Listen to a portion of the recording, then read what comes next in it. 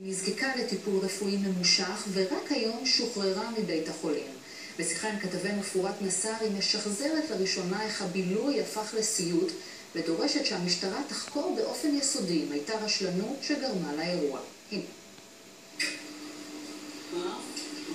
קרולין מערוף בת ה-12 השתחררה היום מבית החולים רמב"ם וחזרה לראשונה אחרי חודש לביתה. היא אושפזה במצב קשה בטיפול נמרץ ילדים במשך שבועיים עד שחל שיפור במצבה. הכל קרה בתחילת החודש כאן, בדנקרטינג בחיפה.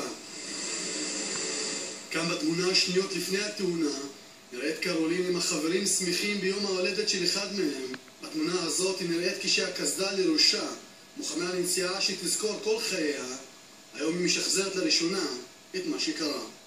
ثلاثة على الكابتن المرشد حكى لك كيف لازم تسوي شعرك؟ إلا أنت لحالك؟ شو سويتي؟ فرد شعري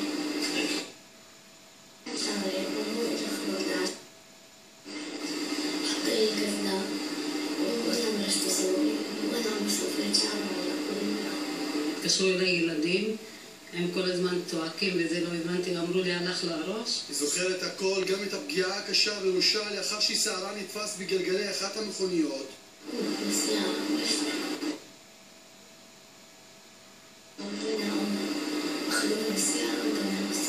במהלך תקופת האשפוז, האמא נסרין, שגם לה היה שיער ארוך, החליטה להסתפר. מתוך הזדהות עם ביתה. אני שידעתי שהלך לשיער וישר הלכתי והסתפרתי. ורציתי ממש לעשות במכונה, אבל הספר לא הסכים. היא שאלה אותה? כן. כן, אמרתי לה, כי חם לי. לעשות חיפוש קצר באינטרנט מגלה ששבועיים לפני התאונה בחיפה הראה תאונה דומה בדרום הארץ. זה מאוד נדיר, אני מכיר את המקרים האלה לפני שנים רבות, כשנשים ארוכות שיער היו עובדות על יד מעגלות. בעקבות התאונה הקשה סגרה המשטרה את המקום למשך מספר ימים. חיסוי על הראש, עם החיסוי והצרטית הוא מחכה בכל הרווחה. חזרתם לעבוד רק לאחרונה לאחר התאונה, נכון? כן. במשפחה כועסים על מתחם הקארטינג ומתכוונים לעקוב מקרוב אחרי התפתחות החקירה. האסון שקרה נגרם בגלל רשלנות של המפעילים, של המנהלים, של הסדרנים.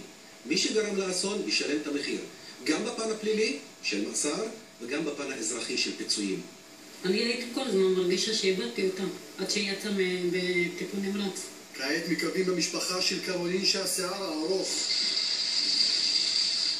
שהיה סימן ההיכר שלה ישוב ויצמח.